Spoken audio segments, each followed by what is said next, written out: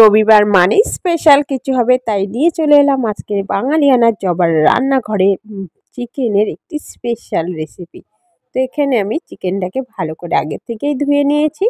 নিয়ে তাতে দিয়ে দিচ্ছি আদা রসুনের পেস্ট, পরিমাণ মতো টক দই, কিছুটা কাশ্মীরি মিক্স আর 1 চামচ মতন গুঁড়ো গরম মশলা দিয়ে মাংসটাকে ভালো করে ম্যারিনেট করে রেস্টে রেখে দিলাম ঢাকা দিয়ে প্রায় আধ ঘন্টার জন্য। এদিকে গ্যাস ধরিয়ে গ্যাসে কড়াই বসে কড়াইতে দিয়ে দিলাম পরিমাণ মতো তেল। তেলটাকে ভালো করে গরম করে নিয়ে তাতে দারচিনি, এলাচ, শুকনো লঙ্কা ফোড়নে দিয়ে কেটে রাখা মাঝারি সাইজের 2টো পেঁয়াজ, কিছুটা রসুন আর টুকরো করে রাখা আদা, 2টো কাঁচা লঙ্কা দিয়ে হালকা ভেজে নিয়ে ধুয়ে রাখা পালং শাক, ধনেপাতা, সামান্য নুন দিয়ে পালং শাকটাকে ভালো করে মজিয়ে নেব 5 মিনিটের জন্য ঢাকা দিয়ে। জলটা টানিয়ে নিয়ে নামিয়ে নেব। পালং শাকটাকে নিয়ে ঠান্ডা করে পেস্ট করে নেব। আবারও কড়াইটাকে ধুয়ে গ্যাসে বসিয়ে দিয়ে দিলাম পরিমাণ মতো তেল। তেলটাকে ভালো করে গরম করে নিয়ে আবারও মাঝারি সাইজে 2টো পেঁয়াজ কুচি দিয়ে পেঁয়াজটাকে হালকা করে ভেজে নিয়ে ম্যারিনেট করা মাংসটাকে দিয়ে তাতে স্বাদ মতো নুন, পরিমাণ মতো হলুদ গুঁড়ো, 1 চামচ ধনে গুঁড়ো, কাশ্মীরি মিক্স, স্বাদ মতন চিনি দিয়ে মাংসটাকে ঢাকা দিয়ে কষিয়ে নেব আর 50% সেদ্ধ করে নেব।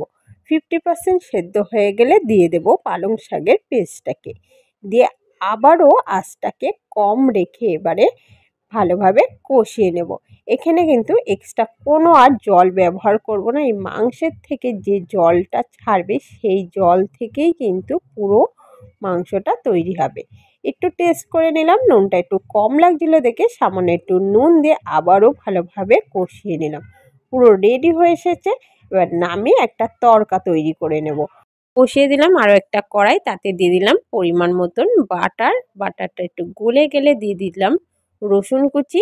রসুন কুচিটাকে হালকা করে ভেজে নিয়ে গ্যাসটাকে বন্ধ করে কিছুটা কাশ্মীরি মিক্স দিয়ে দিলাম। কালারটা খুব সুন্দর এসছে। এবার গ্যাসটাকে বন্ধ করে তড়কাটাকে নামিয়ে আবার গ্যাসে মাংসটাকে বসিয়ে দিলাম। দিয়ে মাংসে তড়কাটাকে ভালো করে মিশিয়ে নিলাম। নামিয়ে রাখার 15 মিনিট পর কতটা সুন্দর হয়েছে, দেখতে যেমন সুন্দর হয়েছে খেতেও কিন্তু দুর্দান্ত হয়েছে। আজ আমি প্রথমে এই রেসিপিটা ট্রাই করলাম, একবারেই কিন্তু দুর্দান্ত হয়েছে। বাচ্চা থেকে বড় সবাই কিন্তু চেটেপুটে ভাত খেয়েছে। তাই তোমাদেরকেও বলছি একবার হলেও ট্রাই করে দেখো, খুবই সুন্দর হয় খেতে। তো ভালো লাগলে রেসিপিটা অবশ্যই লাইক, কমেন্ট, শেয়ার করে দিও প্লিজ।